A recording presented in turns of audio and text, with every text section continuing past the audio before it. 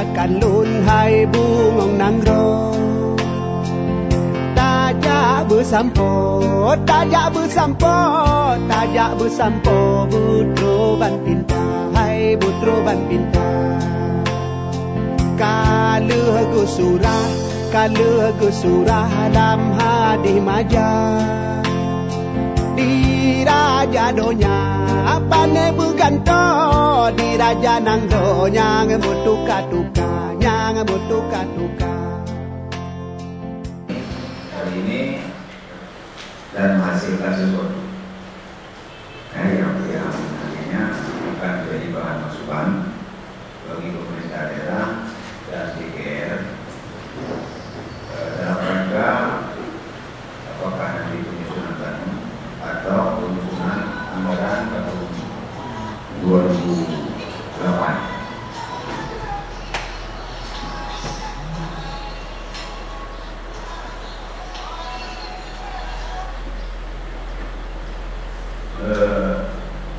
Sebelum kita masuk kepada, seharusnya pada hari ini ada penyampaian informasi dari Tentu Properti. Pihak Tentu Properti sendiri memberi mandat kepada Pak Ademi, Kepala Dinas. Kebetulan Kepala Dinas kemarin kita berbicara, tidak mesti beliau tidak siap lagi buat ini karena bahannya sudah dibicarakan oleh kemarin. Maka kita masukkan satu session untuk hari ini. Jadi sebelum kita mulai masuk kepada diskusi kita, nanti saya dirokok. Judul mata pelajarannya sama, tapi isinya boleh berbeda. Kemudian jumlah beban hari belajar. Kalau kemarin Pak 42 jam, anak kita belajar seminggu. Bahkan kalau SMA itu 56 jam plus, yang SMA plus. Sedangkan standar internasional untuk sekolah itu cuma 36 jam dan SD 32 jam, SMA 36, SD 32. Nah, jadi ke depan bukan berarti panjang anak berada di sekolah itu akan lebih baik. Kalau prosesnya tidak baik, kita mengharapkan ke depan dalam waktu yang sesingkat-singkatnya akan menghasilkan yang lebih baik. Nah, itu harapan daripada guru. Maka sekolah nanti bisa 5 hari saja. Kalau kita lihat jam wajib tetap muka. Namun demikian, seperti saya katakan tadi, karena kurikulum diberi wewenang kepada sekolah, boleh saja sekolah itu lebih dari 32 jam. Misalnya sekolah unggul yang diasramakan anak-anak itu sampai mencapai 56 jam. Selebihnya disebut ekstra kurikulum. Nah, itulah yang tadi Pak ada pengajian, ada ini, ada itu, ini ditambah di luar jam belajar itu. Nah, jadi kalau dulu kurikulum kita disamakan, orang Jakarta dengan orang di Butut belajarnya harus sama. Sementara pengalaman hidup anak kita di Butut dengan Jakarta sangat jauh berbeda. Maka di Butut orang akan belajar mungkin perkenalkan ada komputer. Sementara di Jakarta komputer sudah jadi barang mainan, di Butut dia jauh pernah. Nah, jadi itulah yang membuat kita kemarin tidak optimal. Kita mengharapkan orang itu dalam satu suasana, sementara negara kita bineka tunggal ika. Jadi kita kembali kepada supaya negara kita bineka tunggal ika. Walaupun kita berbeda-beda, tapi tujuannya sama. Jadi ini kita kembali ke sana. Kalau kemarin mungkin terbalik tunggal ika bineka. Kita bersatu tapi berbeda-beda. Walaupun baju masih diseragamkan, tubuh ini sudah diseragamkan. Tapi kita harapkan bukan satu itu berbeda, tapi berbeda satu. Nah maka dalam pengembangannya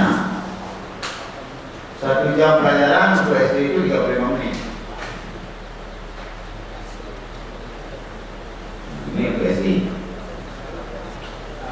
Nah, jadi ini standar waktu belajar sekolah sebagai patokan nanti bagi kita akan menyusun anggaran. Ya. Sedangkan untuk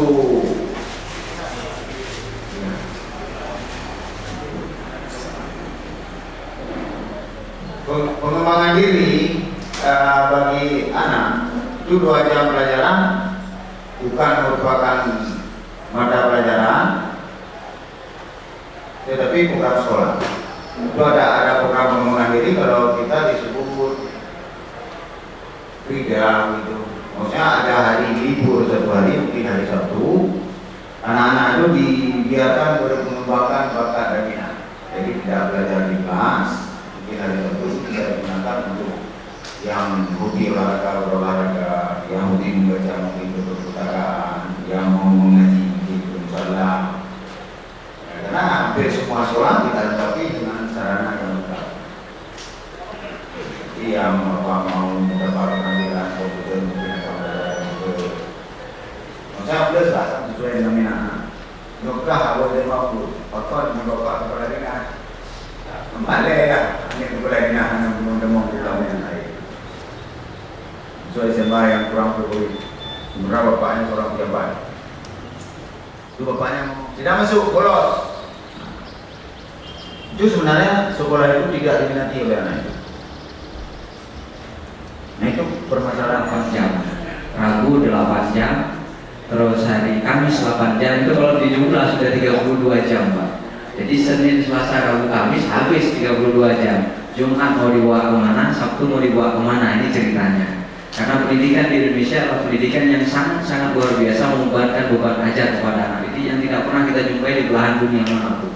Jadi orang belajar di negeri lain 6 bulan itu 3 pelajaran, bukan seperti kita 14 pelajaran. Jadi untuk menjembatani ini bagaimana? Jadi banyak sekali celah yang kosong sehingga seperti kata Bapak tadi kita ingin menerapkan akidah yang bagus, luar biasa kekosongan waktu yang ada di sekolah Bapak.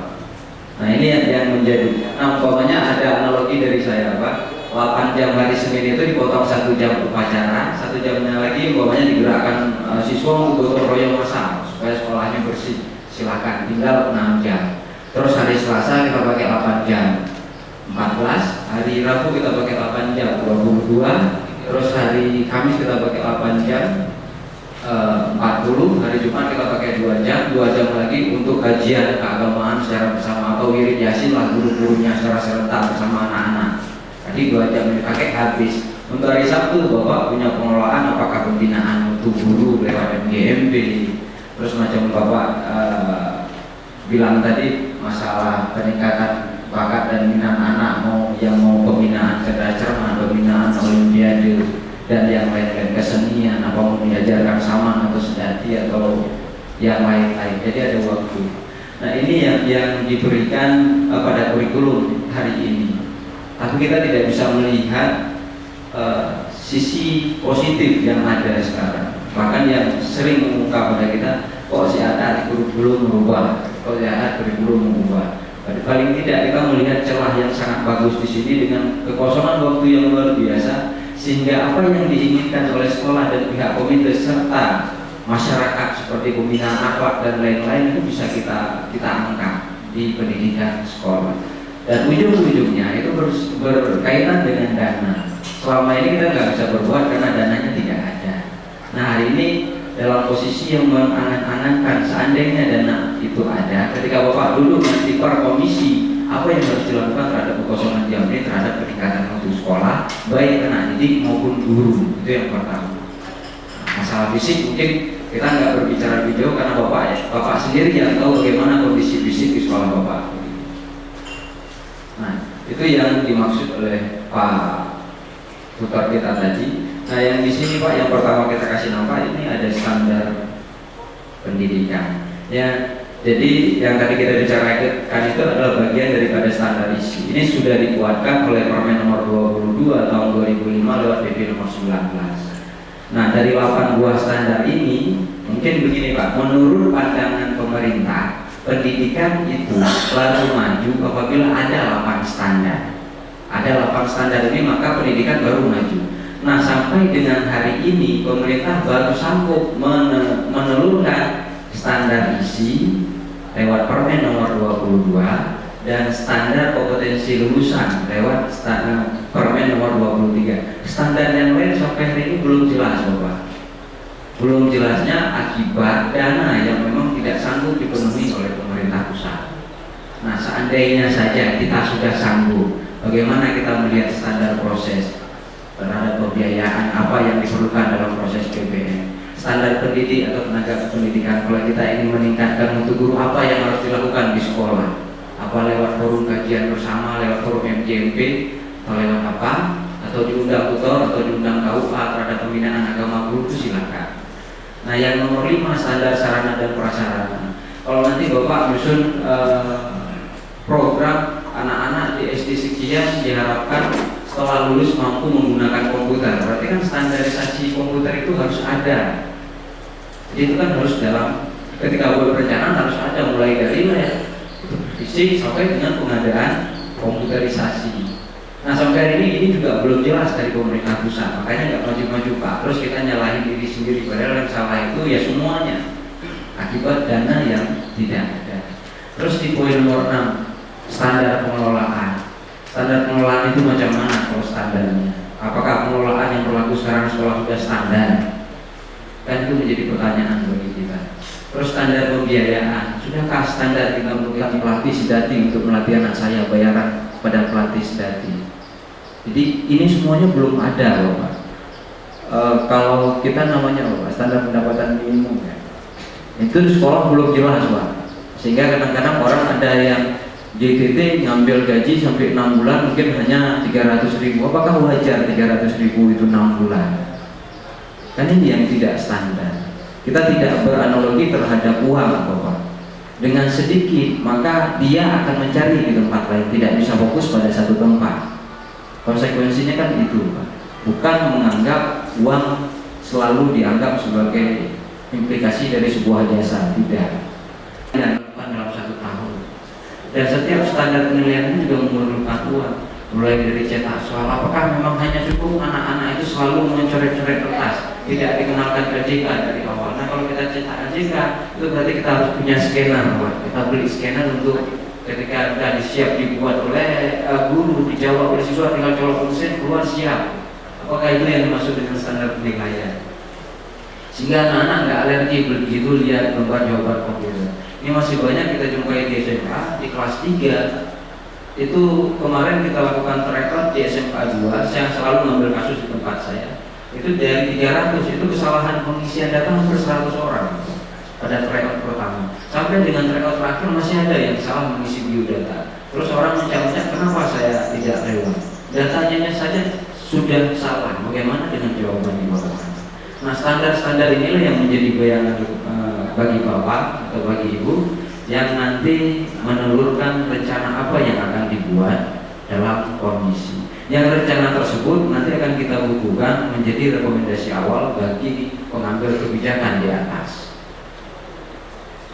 Nah, ini di luar fisik semua Bapak. Kenapa? Karena saya tidak tahu persis bagaimana kondisi wilayah tempat Bapak tugas. Nah, masalah nanti dimasukkan ingin perumahan dan macam-macam itu di luar daripada mutu yang kita bicarakan. Bukan tidak boleh.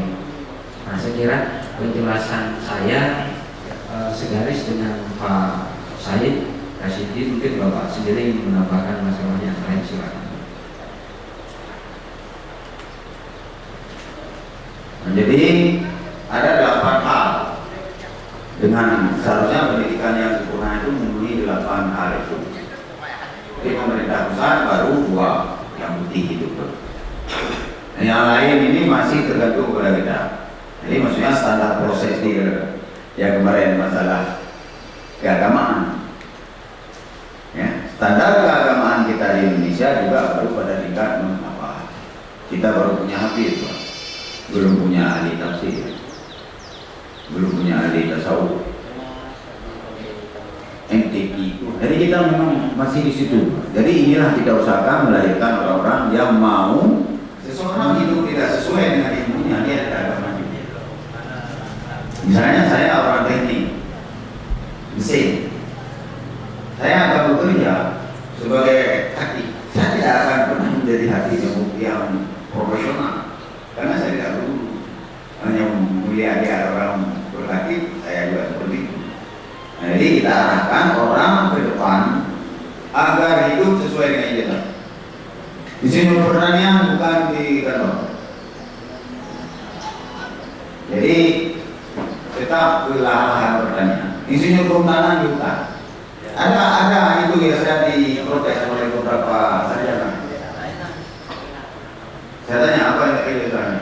Insinyur pertanian. Saya masukkan ke PT Makuli, ke PT Fajar. Oh, kamu ya kerja aku punya enggak. Ini kan dia bantah, kan dia bantah. Nah, jadi kita sekarang memang pendidikan ini semua menjadi poin dia. Inilah yang memberatkan beban negara sekarang. Pendidikan untuk jadi pegawai. Kalau hadis Nabi itu sangat keras dibandingkan dengan sebuah petua yang dikeluarkan oleh negara modern, direct and indirect list. Tempatkan orang dan tempatnya. Kalau Nabi keras, kalau kamu memberikan sesuatu bukan kepada ahlinya, itu peringatan keras. Tapi nanya kita belum. Belum. Karena baru pelatihan pendidikan. Nantinya belum. Punya tadi, mau punya tadi kok ini. Nah, berarti dulu saya kena sopol dan politik itu belum banyak.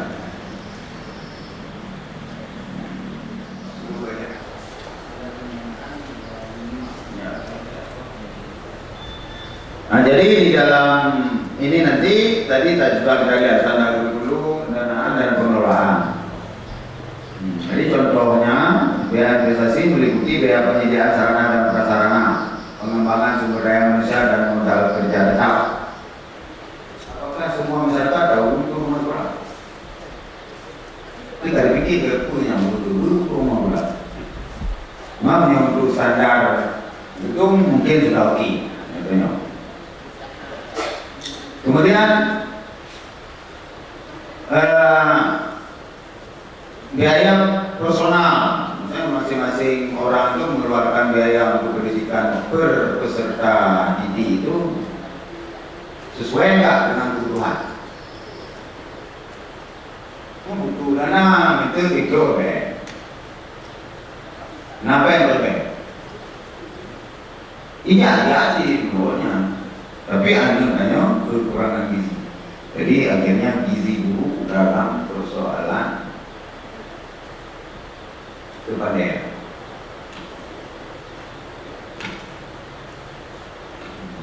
Kemudian biaya operasi itu meliputi seperti saya katakan tadi, sekolah kita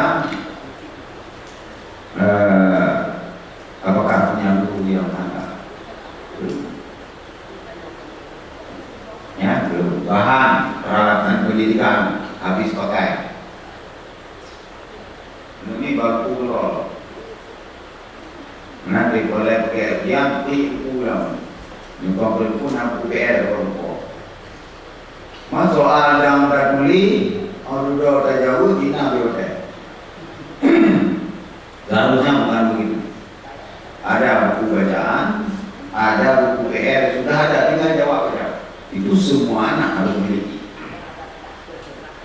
Jadi mana boleh, terutama boleh. Di nama kami hotel betul.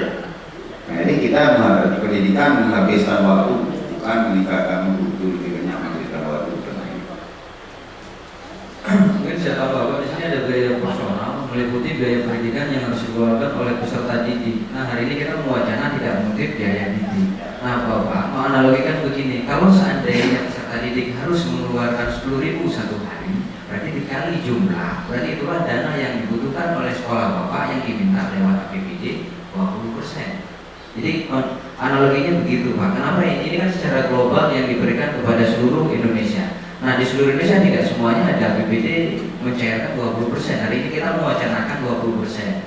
Jangan sampai Bapak melihat, loh kok 20% sudah ada yang masih minta duit. Nah kalau Bapak menganggap biaya personal ini yang dibutuhkan oleh siswa satu harinya umpamanya Rp2.000, ya dikali sejumlah siswa yang ada, berarti itu standar minimum daripada pendanaan dan pengelolaan. Jadi implementasinya tadi yang ke sana, jangan nanti asumsinya kok udah 20% masih minta uang, bukan ke situ larinya. Nah kebetulan ini sudah diberikan kepada Indonesia. Indonesia sangat heterogen, ada daerah APBD-nya 50% untuk pendidikan, macam-macam peranan. Macam kita ancang-ancangnya 20%. Daerah lain kan belum tentu, Pak. Sehingga apabila APBD tidak kuat, itu sektor pendidikan rendah, asumsinya biaya di sekolah, bukan biaya yang diberikan kepada kepala sekolah saja, bukan di dalam sekolah. Kalau di negara orang yang seperti Jerman, itu yang pernah saya kunjungi 2 kali. Pokoknya anak itu selama dari rumah ke sekolah itu berapa biaya? Dan mereka diberi beasiswa. Kita di Indonesia kalau mampu beri beasiswa berapa? 30.000. 30.000 per bulan itu untuk orang miskin. Itu hanya 30% dari beasiswa paling ada. Dari semua beasiswa itu 5% dari NAMI, 5% dari BKN, dari mana-mana ya. Kalau di negara orang itu anak SMA di Jerman itu mendapat pertama gizi, snack di sekolah. Itu di kantin dia bebas. Misalnya boleh makan apa saja, yang tidak boleh apa. Nah itu Pak. Masuk ke kantin makan apa saja sekenyang-kenyangnya. Ya jangan bawa. Kemudian diberikan lagi biaya jajanan lain. Kalau SD itu sekitar, kalau uang mereka itu nggak bisa kita hitung uang kita, uang mereka. SD itu 3 juta Pak setiap bulan. SMA 5,5 juta, SMK 8 juta. 8 juta rupiah itu sama dengan biaya hidup seorang miskin di Jerman. Jadi orang miskin juga diberi uang 8 juta. Kalau kita sekitar 400.000 UMR. Nah itu santunan kepada semua anak sekolah. Nah selama ini kalau kita lihat biaya pendidikan kita, orang tua mengeluarkan lebih banyak. Satu hari berapa? Juga jarak mau di TMI mau ke SMA. Jajanannya 5.000, 10.000. Biaya sepatu, biaya baju, beli buku. Sebenarnya masih memberatkan sekali. Ditambah lagi dengan harus mensubsidi ke sekolah lewat komite. Nah, ini yang kita harapkan sekarang. Kalau kita nggak mampu diberi lebih oleh pemerintah, kalau dapat yang di sekolah itu nggak usah kita bayar lagi. Itu kan rencana kita. Itu kalau uang mencukupi. Maka nanti standar ini dalam pembiayaan ini masing-masing kita nanti kita hitung bagaimana selayaknya sebuah sekolah. Nah, terlepas dulu dari persoalan kita berikan beasiswa semua untuk berhubungan minimal pendidikan gratis itu bisa dibuktikan. Ini oleh dibuka pendidikan gratis kepada di rumah, guru rumah, anaknya tentara malah. Pun tentara ke punya kursus minumnya, no bela mana dia kursus minum.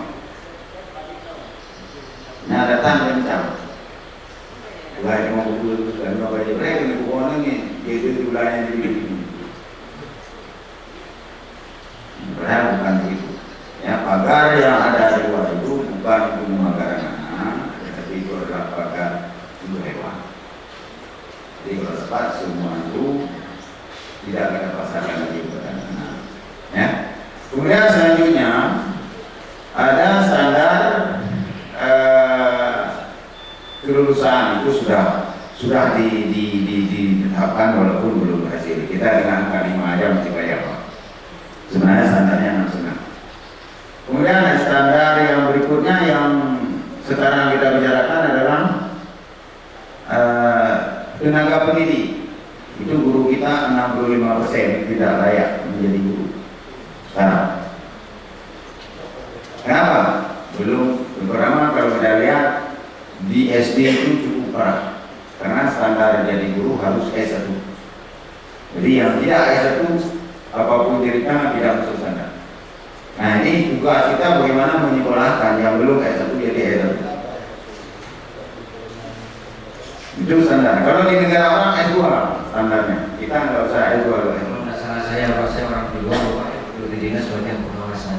Di tingkat SMA itu guru matematika ketika itu soal uang. Sekarang Bapak coba bayangkan, anak Bapak diajar oleh guru-guru yang gurunya sendiri nggak memperoleh nilai 6. Itu kejadian tahun ini, Pak. Itu dibayangkan mutu yang beredar di Aceh Barat. Bapak bisa bayangkan. Terus kita marah-marah sama guru, sama anak. Ternyata gurunya sendiri ketika dihadapkan dengan soal uang tahun ini ketika dicuatkan guru mobil, ya, program guru mobil, ternyata hanya 1 orang yang dapat nilai 6 dari semua guru yang diikut tes. Kan? Saya biasa begitu, Pak. Jadi kan sangat kasihan. Bagaimana seorang guru yang dia sendiri tidak mampu menjawab disuruh anak-anak supaya lebih bagus daripada dia karena dia sebagai pengajar. Nah, kalau nggak ditingkatkan mutu kapan ini akan terperbaiki? Ini realita dan ini fakta. Dan ini fakta, Bu. Kemarin kita sudah menghasilkan guru mobil yang guru-guru baik itu pergi ke sekolah A, pergi ke sekolah B untuk sharing dengan guru-guru yang lain dan dengan siswa. Ibu bisa bayangkan kondisi pendidikan apabila kita ini buka-bukaan. Belum lagi tingkat kelulusan yang memang sangat-sangat tidak valid kelulusan. Bu, terlalu banyak permainan curang, terlalu banyak orang yang munafik di waktu itu ketika ingin meluluskan seorang siswa, dan kita nggak ingin ini menjadi kelompok sayanya yang meluluskan, bukan.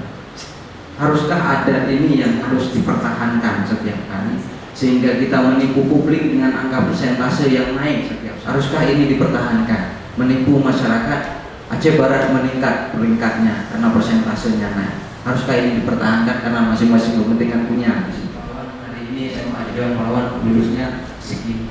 Terlalu banyak kepentingan bupati. Takut malu karena output yang dikeluarkan itu tidak sesuai dengan target persentase yang ditetapkan. Termasuk KW 16 mungkin kalau memang tidak ada jurang, saya termasuk bangga bisa melahirkan 1, Pak. Mungkin SMA 2 kalau berlaku jujur sangat jujur maupun SMA lain lulusnya mungkin tidak sebesar sekarang, Pak. Tapi kita tidak ingin bermain di aib ini dan kita tidak ingin, karena semuanya salah, Pak. Ketika tidak ditolong harus luruh. Siapa saya? Sekolah saya itu sudah menyediakan apa bagi siswa? Haruskah anak-anak masa depan itu tergantung di kelas 3 sampai dengan 3 tahun karena sarana dan fasilitas tidak ada, karena guru yang tidak mampu? Dengan kondisi yang seperti itu, kami posisi guru selalu tertekan batin. Harus diluluskan karena memang sudah salah kita semua.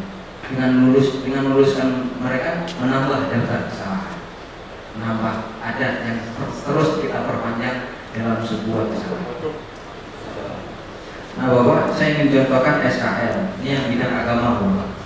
Ini kan diterapkan oleh pemerintah. Jadi anak-anak baru dikatakan lulus di SD untuk bidang studi pendidikan agama. Ada bidang-bidang lain. Paling tidak menguasai 5 hal. Yang pertama, dia mampu menyebutkan, menghafal, membaca, mengartikan surat-surat pendek dalam Al-Quran, mulai surat Al-Fatihah sampai surat Al-Falaq. Kalau ini tidak dikuasai anak, haram bagi sekolah untuk meluluskan. Itu konsekuensinya jelas. Walaupun selama ini ada anak SD yang belum mampu ini, tapi faktornya ini ingin meluluskan bidang, kita tidak bisa berbuat, dan saya tidak berani berbicara jauh selama ini karena dananya tidak ada. Sehingga apa yang saya bicarakan ibarat kata-kata yang indah ketika saya sedang merayu seorang perempuan. Jadi selalu audien itu marah ke saya karena saya ngomong tentang ini, tapi yang menjadi audien langsung bilang itu kan hanya teori, prakteknya tidak mungkin. Tidak mungkin itu biasanya karena dana. Nah, hari ini kita coba berandai-andai lah, dana itu ada. Mudah-mudahan rekomendasi awal dan pengambilan mengambil kebijakan di atas. Jangan sampai orang di atas ngomong selalu ke kita nggak bisa buat program maka uangnya nggak turun. Padahal dari awal kita tahu uangnya memang tidak ada, sehingga dikatakan kita nggak bisa buat program. Hari ini kita coba buat program. Kita kumpulkan mulai awal 16, Johan Pahlawan sama 3, Wala Abri. Kita share, kita lihat nanti kalau memang ada yang seragam kita coret dan macam-macam sehingga kita punya patron yang jelas apa yang diarahkan SDG Jepang, lulusan bagaimana yang diharapkan SDG Jepang, sehingga itu menjadi bahan masukan kepada dinas atau bupati maupun anggota dewan. Nah, perjuangan kita seakan-akan main-main, bahwa mungkin dulu pengantaran harga hidup itu waktu itu saya menganggapnya main-main karena saya terlibat di dalam. Rupanya ketika terus berbuat, saya baru terkejut ketika orang datang 2 juta orang ke Aceh. Rupanya aku main berusahanya nyelani NBJ. Anggaplah ini main-main, oke lah main. Mudah-mudahan dengan main-main, kalau memang niat kita bagus, Allah juga akan menilai ya. Saya melihatnya ke sana. Dan saya selalu mengatakan ada sisi positif kenapa bupati menarik kembali uang masyarakat. Sisi positifnya merupakan tanggung jawab moral bagi beliau untuk memikirkan kalau uang sudah disebut apa tanggung jawab saya setelah menjawab. Dari sisi itu saya melihat mudah-mudahan ke depan memang benar-benar amanah undang-undang itu dijalankan. Karena beliau yang duduk lagi dicoba oleh masyarakat. Beliau naik itu adalah percobaan yang besar dan kepercayaan yang sangat besar yang diberikan masyarakat. Dan hari ini beliau dalam implementasi tindakannya mengembalikan kepercayaan dengan tidak menyengsarakan masyarakat. Jangan kutip iuran. Nah, setelah jangan kutip iuran, masyarakat puas. Konsekuensinya apa yang harus beliau lakukan sehingga pemerintahan itu jalan? Ada undang-undang nomor 20, ada undang-undang pasal 31 ayat 4, ada 20%, ayo kita cairkan. Nah, sinkron jadinya. Nah, kita berbicara dan berpikir dalam tataran yang positif, tidak negatif. Karena negatif sudah ada di sini.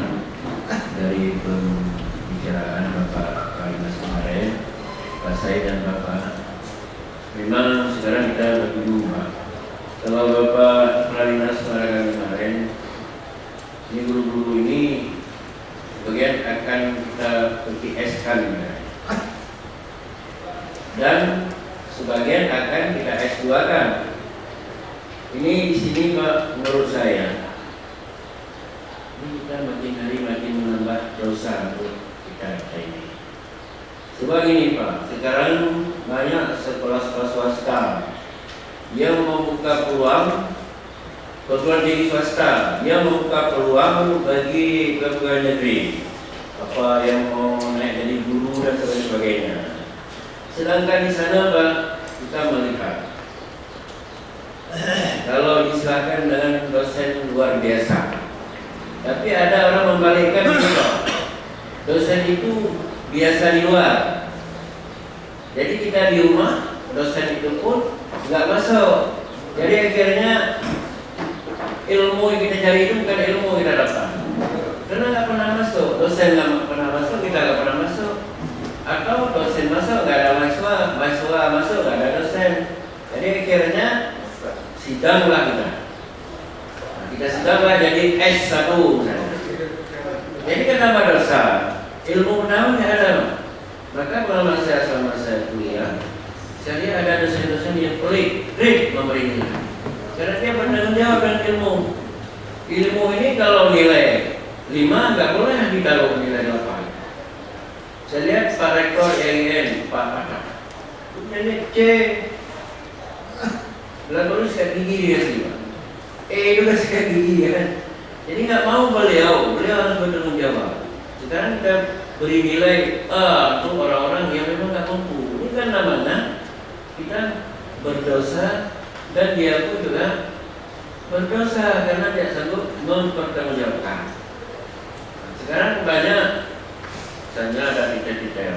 Terus saya panggil ada MBA dan sebagainya. Belum tahun nggak ada. Sehingga ada tayangan dari televisi itu yang dibuat manusia jadi gerak. Itu saya menarik sekali Pak. Dibuat manusia jadi gerak. Karena kita di Pelabuhan ambil MM di Jogja. Saya sebagai kepala kantor usaha agama, MM-nya di Jogja. Jadi kapan saya kerja, kapan saya kerja di sini. Nah, jadi oleh karenanya saya makin hari makin tambah dosa. Menurut saya lebih baik amalkanlah ilmu pengetahuan yang sudah ada. PGA dulu yang berbukti Indikator yang sama dengan kawannya yang dulu pada masa SMA mungkin juara. Diangkat golongan 3A, sementara itu baru golongan 2B. Jadilah atasan ini dari sekolah yang tidak jelas tadi. Nah, sebenarnya bukan begitu. Yang mampu otak itu kita berlebar. Maka para lulusan SMA itu bukan lulus kerja. Maka ada permohonan lulusan SMA kurang diperdayakan itu oleh BPM. Jadi kita disiapkan dua sekolah, SMA dan SMK. Yang SMA untuk melanjutkan untuk menjadi sarjana pendidik masa depan, di situ diutamakan otaknya. Di SMK jadilah pegawai rendah atau anak buah yang kita berikan otaknya. Jadi jika darahnya. Jadi kemudian dalam persoalan sekolah ringan, misalnya yang mendapatkan S2, saya sampai kiamat nggak bisa ikut S2, walaupun dalam implementasi saya pernah jadi guru sekian lama, juga jadi kepala sekolah bisa top di Indonesia. Tetapi untuk mengambil S2 nggak boleh. Kenapa? Karena saya sekolah di sekolah negeri.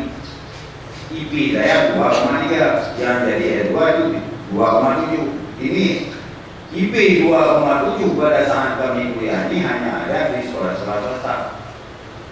Kalau di negeri nggak dapat, di usia itu setengah mati kita dapat 2,5 ada itu sudah negeri balik. Sudah 7 tahun kita kuliah nggak dapat.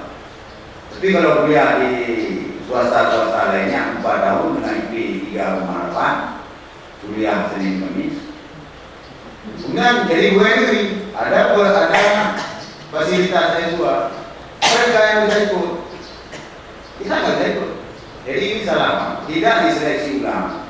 Orang menganggap keperlihatkan ini sadis. Nah ini kesalahannya. Sebenarnya kita dinamis. Mungkin seseorang bodoh waktu dia di SD, di SMP dia akan lebih hebat. Kemudian waktu di SMA dia mungkin tamat pas-pasan. Tapi karena pengalaman hidupnya di luar, membuat dia seorang menjadi kaya raya. Pokoknya orang kaya itu mana ada yang beli di sekolah. Yang hidup sekarang itu siapa? Tahu semua. Ya.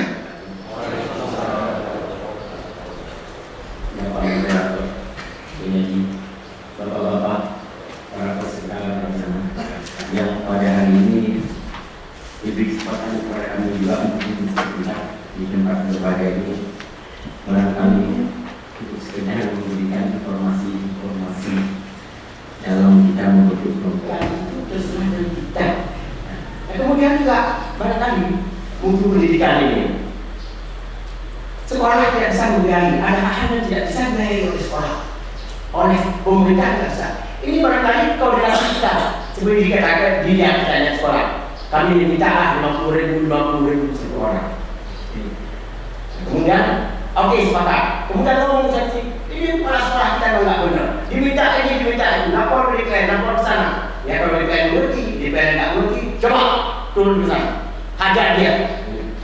Nanti bilang mau mati, datang mati. Kalau besok begini atau pecat kau kan.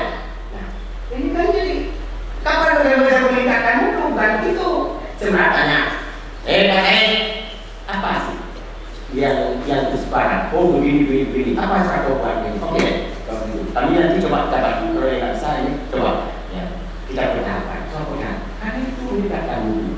Kemudian kalau SMA berkaitan SMU boleh kasih dana 1 juta, semua 1 juta, semua. Kemudian SMK 1, SMK 2, SMK 3, SMK 4. Ini nggak lain dananya.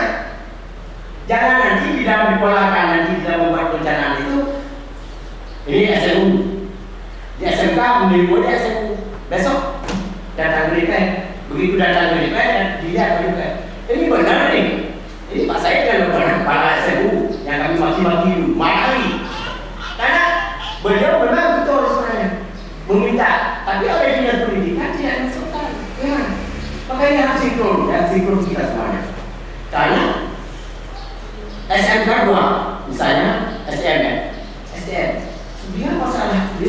masalah ini alat-alat ini cukup besar. Nah saya samakan SMU.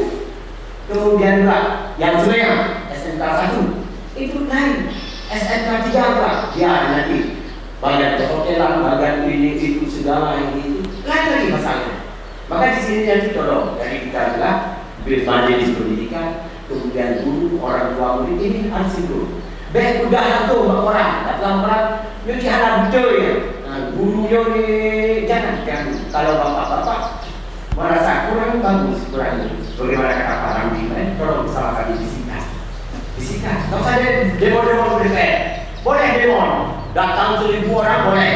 Tapi kalau kami bilang maunya apa? Dia bilang bapak-bapak mengatakan atau koordinatornya mengatakan, kami mau begini, oke, 5 orang terus 2 orang naik kata. Di sana kita koordinasi. Maunya apa? Oke, yang lain dia. Ini bagus. Kalau mau koordinasi itu nanti habis kita selesaikan apa yang dimaksudkan, selesai itu bubar. Kenapa? Memberikan senjata pada DPR. DPR boleh. Ini senjata besar sama DPR. Untuk menghantar bupati, menghantar yang lain. Kami didatangi oleh masyarakat 1000 orang menuntut ini. Itu senjata DPR. Jangan sesudah ada koordinasi, tidak mau koordinasi, mau apa? Ini bupati orang ada DPR hampir di sini. Ngapain sih? Ngapain? Dan saya bupati harus di situ, DPR harus di sini dulu di depan kami. Ngapain sih? Jadi hal-hal ini. Maka kami juga berarti saya sangat salut kepada misalnya ini Pak Den. Ini kan tukang demon saya pertama. Saya pada DPR di demon. Saya bilang apa? Lu apa? Oh mau gini, oke ayo sana kita koordinasikan. Baca koordinasikan, oh betul. Oke buat. Satu juga ada di benar melihat satu. Benar-benar. Kenapa? Karena kita yang persis lapangan. Maka ini juga kita minta bapak-bapak yang tahu persis lapangan maunya apa. Oh tadi misalnya ini kepala sekolah mau minta duit, supaya tidak minta gimana? Ya. Bagaimana? Minta kepada kami. Ya. Kemarin kita ada dana pendidikan 20%. Ini memang ada dana yang atas itu sama 20%, ya, sama. Kita nggak bisa kita ambil karena itu baru ditentukan, belum kita tetapkan, ya, baru ditentukan. Kau Aceh pasti 20%, belum ada penetapan, ditentukan saja 20%. Kenapa? Kanunnya belum ada. Kalau tidak ada kanun, mari kita di perda, coba kanun, ya, kanun. Kanunnya belum ada, tak bisa. Kanun, jadi kita lihat saja. Mas siapa salah? Apa salah bapak-bapak? Salah Pak Cun Adam di DPR? Salah gubernur atau salah di pusat? Kita bilang seperti dulu kita kasih daerah istimewa, tidak pakai jilbab sudah langsung program. Jangan begitu, kita mulai dari mana? Bukan tak semangat sekali. Kita mulai dari mana? Karena begini, ada anak, misalnya di rumah saya ada orang. 2 orang lagi, 1 perempuan, 2 orang dia lucu-lucu situ hanya itu puluh, mesti doa yang guna. Nah udah, Pak Cundri dah ubah loh, harus bermudik gedor kami, gedor dari tangkap, cabut. Orang-orang yang di pinggir laut, yang gelap-gelap semuanya, di tempat gelap, tangkap benar-benar, cabut. Ini orang sopan dia, tidak kelihatan orang. Tapi yang tidak sopan di atas modal, di atas pelupaan ini juga pegang-pegangan. Hanya tahu ini, dia ada yang salah. Ini coba ini nanya, ayo ke situ ya. Itu semua pegang begini. Nah, maka dulu juga kalau orang Aceh ini jelaskan Islam saja. Orang Aceh itu sebenarnya syariat Islam kita padukan dengan budayanya. Orang Aceh dulunya begini lah perempuan, duduk sebelah. Terpegang ini saja, yang pegang bawahnya.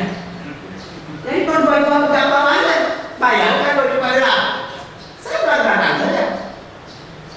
Jadi ini tolong dia, ini sweep. Apa yang sweep apa?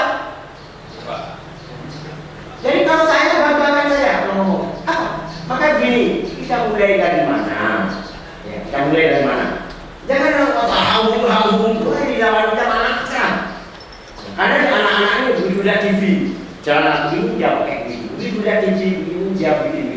Karena TV sekarang juga pemerintah kita tidak mau keluar. Bagaimana nggak dikunci? Ini memberikan pengaruh yang besar, pengaruh yang cukup besar. Oleh karenanya di kita ini bagaimana baik?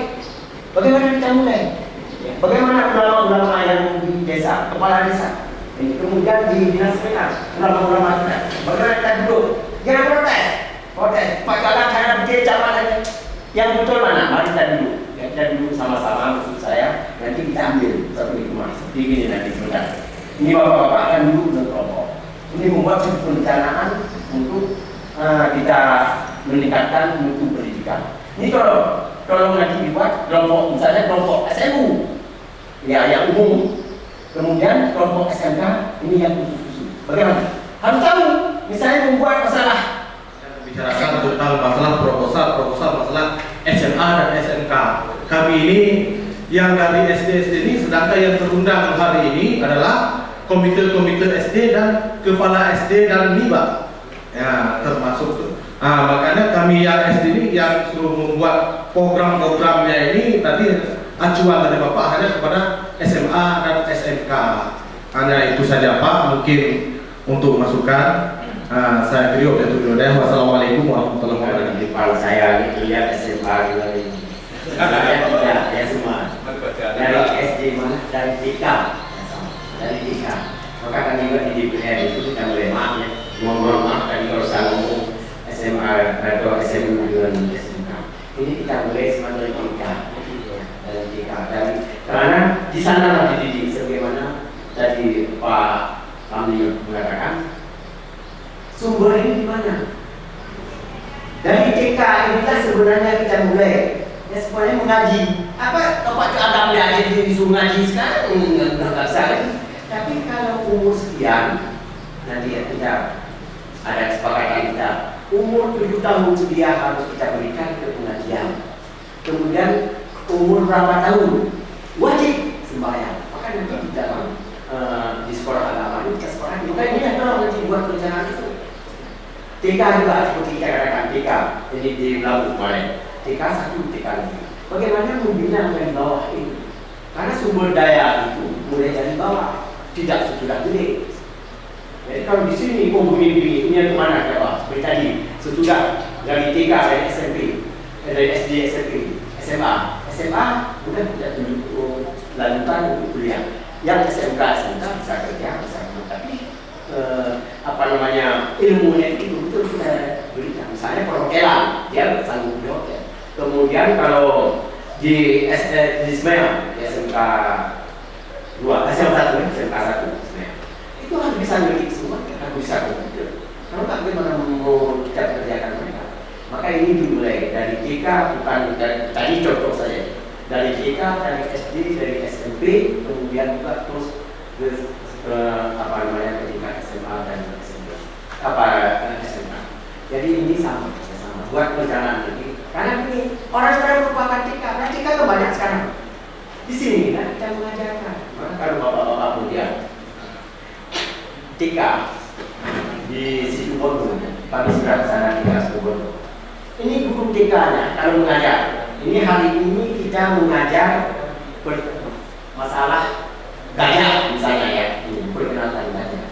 Ini benar-benar gajah karena sekarang kan sudah ada alat seperti komputer, suara, info sudah ada semuanya.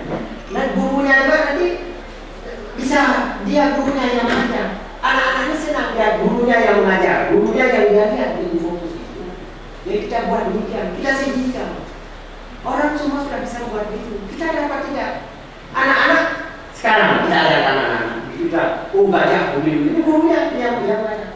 Di samping kita alhamdulillah sudah maju alat-alat teknologi dan komunikasi, tapi di sekolah karena kami sebagai guru ada sebuah gangguan atau hambatan yang menghambat kemajunya pendidikan, yaitu HP bagi siswa dan bagi siswi. Ini sangat mengganggu dalam proses belajar dan mengajar. Yang kami harapkan bagaimana usaha dari kita bersama, apakah dari Dinas PK atau dari Komisi Pendidikan di DPR untuk mengatasi masalah HP, lebih HP yang pakai lensa sangat berbahaya. Sedang kita menjelaskan di depan, dia sedang ada foto. Sedang kita dia sedang SMS.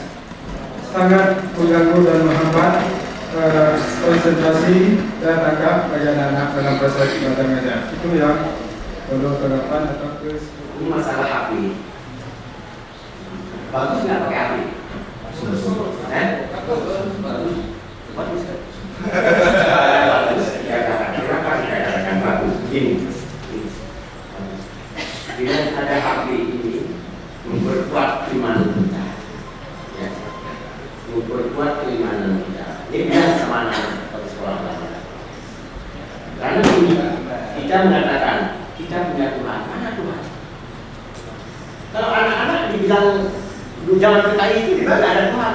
Contohnya seperti dikasih zaman PKI dikatakan ini anak-anak percaya tidak ada Tuhan. Percaya? Di mana kau percaya? Menurut agama kita Tuhan itu ada, ya ada pimpinan datang. Kalau tidak percaya coba minta tolong cerita dia. Kecil mata semua. Kecil mata. Minta ya Tuhan, minta pincil ya Tuhan. Coba.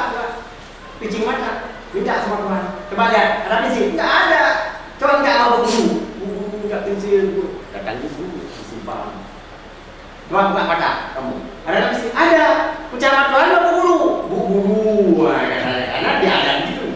Maka kita sekarang lagi dengan teknologi yang tinggi ini, ya, dengan alat-alat canggih seperti juga waktu Neil Armstrong dan Neil Armstrong dan Avril Aldrin dan Neil Armstrong karena menjadi lama itu. Dia waktu mendaratkan Apollo di bulan, kemudian turun lagi. Maka bergahabah di semuanya. Ini untuk memperkuat iman itu. Karena Nabi Muhammad Isra dan Mi'raj bagi orang-orang yang imannya kuat, percaya betul bagi orang Islam yang iman. Yang tidak kuat mana? Enggak ya. Yang dia punya ada juga. Tapi dengan tidak buatan manusia bisa begitu, apalagi buatan Tuhan. Nah, tidak ada sedikit ini buatan apa? Pembuatan Tuhan. Apa kita kerjain? Ini begini. Seperti anak saya sekarang di Jakarta. Kalau saya lalu posisi di mana? Sisi sedang apa? Sedang makan. Tahu semua posisi. Ya, ini bagus. Hanya ngaturnya sekarang. Kita ngatur. Nah, kita ngatur gimana? Begitu masuk pendidik ini sekolah, semua HP matikan atau kumpulin. Semua HP ada HP kumpulkan. Nanti ambil. Kasih nama. Tidak ada HP di sini. Ini disiplin. Kemarin kami mendengar anggaran 20% itu Pak, kalau sudah dikali-kali memang tidak cukup untuk dianggarkan Pak. Sehingga dalam wacana ini perlu saya tanyakan sama Bapak maupun Dewan dan nanti daripada panitia bagaimana teknik kita membuat itu perencanaan program untuk dimasukkan ke dalam kanun ataupun sebagai suatu acuan anggaran yang akan dianggarkan di daerah Aceh Johan Pahlawan dengan KW 16 kita ini berbeda Pak. Di sana apabila kita rangkumkan seluruh anggaran, mungkin lebih banyak lari ke sana Pak. Karena kita lihat di sana mereka banyak menghabiskan biaya listrik. Sementara kita di Aceh di KW 16 bahkan listrik pun sekolah nggak ada. Akhirnya mungkin dana sia-sia yang akan mengalir ke SD ataupun ke MI kita yang ada di KW 16. Kemudian kalau kita lihat juga komponen lain masalah jalan. Di sana mungkin tidak ada memikirkan jalan. Itu perlu kita prioritaskan Pak dari anggaran 20%. Dan yang terakhir mungkin kami harapkan dari teman-teman ke depan masalah mutu khusus di KW 16 Pak, karena sebagaimana Bapak mengatakan tadi orang-orang yang kompeten banyak di alasannya entah macam-macam lah Pak, karena konflik sama BRR katanya, karena bangunan kita dibangun sama BRR padahal ada kaitan. Kalau itu ya, karena sudah ada BRR mau ditahan begini ya. Tapi dulu sudah dialokasikan untuk membuat rumah dinas. Ya. Ya. Oke, nanti itu kami. Kemudian kita melihat begini, dana 20%. Nanti kita melihat berapa untuk Aceh Barat. Memang ketentuan tadi 20% seluruh Aceh. Nah, kemudian untuk Aceh Barat kita nanti berapa? Ketetapan yang diberikan kepada kita. Dasar ketetapan ini pelaporan kita nanti kita coba lihat. Nanti kita koordinasi balik. Maka sekarang tolong dibuat saja perencanaan. Besar nggak apa-apa perencanaan. Nanti kita lihat ya di dalam nanti ya di orek-orek ini ya, di dalam kelompok ini buat saja. Besar nggak apa-apa. Nanti kita lihat mana yang kita prioritaskan. Oh ini pun seperti kayak Pak Ramli kemarin. Bangunan-bangunan barangkali sudah dibangun oleh NGO. Sudah ada yang kita nanti sama-sama lain yang misalnya peningkatan atau kita kasih potensi dulu ini nanti akan kita ajak ke sana ya kepada Pak Ramli. Karena Ramli ini dua Ramli ya. Ramli Bupati dengan Ramli DPR. Jadi kita coba nanti Pak Ramli Bupati juga kita kasih pengertian yang sama. Mana yang kita prioritaskan, mana yang nanti kita buat. Nanti kami lihat dari plafonnya. Karena sekarang dulu kan namanya AKU, arah kejaksaan umum, sekarang dua kejaksaan umum negara. Jadi kejaksaan umum kita kasih plafon dulu. Ini plafonnya sekian. Tolong diatur bagaimana.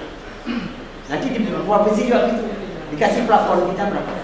Plafon ini yang kita atur, mana kita prioritaskan, mana nanti yang kita buat. Tolong nanti sepakati, namun di dalam perencanaan luar saja, tidak ada masalah. Nanti kita lihat di sini. Ya, karena sebentar lagi ada APBDP dan formal. Nanti kita lihat perubahan apa yang bisa kita masukkan yang tidak dalam APBD 2008. Itu saja, terima kasih. Pak, dari dinas dari apa DPR, termasuk dari kita Pak Jedang yang hadir pada saat ini. Jadi pada saat itu telah jawaban dari panel itu Kabupaten Pidi tahun 2007 telah berani mengalokasikan dana untuk gugus sekitar 14 juta. Kemudian Kabupaten Banda Aceh, Kota Mulia Banda Aceh maksud saya, itu telah berani mengalokasikan 20 juta. Nah, pada saat itu belum ada jawaban dari Aceh Barat, karena Aceh Barat pada saat itu tidak ada yang muncul untuk berbicara. Jadi untuk itu, untuk uang 20 juta dan 14 juta di PD tadi itu dikhususkan untuk kegiatan guru-guru SD dan MI di gugus. Nah, pada saat ini kami ingin juga menyampaikan sebagai bahan ukur bagi Bapak Wakil Ketua DPR untuk ABT ke depan ini, tolonglah diperhatikan gugus-gugus kita yang ada di Aceh Barat ini. Ya, jangan kita anggarkan 2008. Ya, jadi kemudian Aceh Barat, Aceh Jaya ini sepakat di bawah kabupaten. Kemarin juga kita rapat lagi. Kita harapkan juga dana-dana BRR ini dimasukkan ke dalam APBD. Walaupun tidak bisa, kita mencoba. Kemudian hal lain juga nanti disepakati di bawah kabupaten ini agar ini ya, sinkron di dalam karena daerah tsunami yang cukup berat adalah kerja ini. Maka nanti kita sepakat. Ini lebih jelas lagi akan kita dengarkan dari. Terima kasih Bapak Seragam. Mohon maaf Bapak. Terus untuk informasi mungkin terakhir Pak, gugus di Banda Aceh itu binaan ERA dan skor dananya dari awal pembentukan itu ERA yang tangani Pak. Ya. Di Sigli juga ERA punya Pak. Dengan proyek OSET dan LBB BIS. Jadi yang bina gugus di sana itu dari awal pembentukannya memang ERA dan Australia. Nah kita nggak berani memantau karena gugusnya belum ada sampai hari ini. Kalaupun ada itu tidak maksimal kerjanya. Jadi menurut maaf Bapak, ya tapi maksimal kerjanya itu tidak ada karena ketersediaan dana yang tidak ada kan itu ceritanya Pak. Sehingga apabila konsekuensi gugus di Aceh Barat itu nampak, sehingga mungkin dari perhatian Dewan akan memprok dana itu. Saya yakin Pak Agam tadi sudah mengatakan akan dianggarkan pada ABT atau apa, sehingga struktur kepanitiaan mulai kinerja apa programnya itu jelas. Sedangkan di Banda Aceh kenapa berani, program kerjanya sudah jalan. Di Sigli kenapa berani bupati, karena sudah jalan. Di tempat kita ada wadahnya tapi programnya belum jalan. Nah harapan saya hari ini maunya gugus di Aceh Barat ada, itu harapan saya, karena lewat pembinaan gugus bisa berdaya SD. Nah dengan ada Bapak hari ini juga kita pikirkan tentang itu sehingga kita bisa mengambil kebijakan untuk mengalokasikan dana. Saya kira itu saja. Tadi ada juga petunjuk dari Direktur GSF, katanya Wakil Bupati telah tiba. Mungkin kita skor dulu supaya bisa istirahat sekitar 15 menit. Jadi waktu kita sudah molor sekitar 10 menit Pak. Terima kasih atas kedatangannya Bapak Agam dan silakan beristirahat. Saya akhiri dulu. Assalamualaikum warahmatullahi wabarakatuh.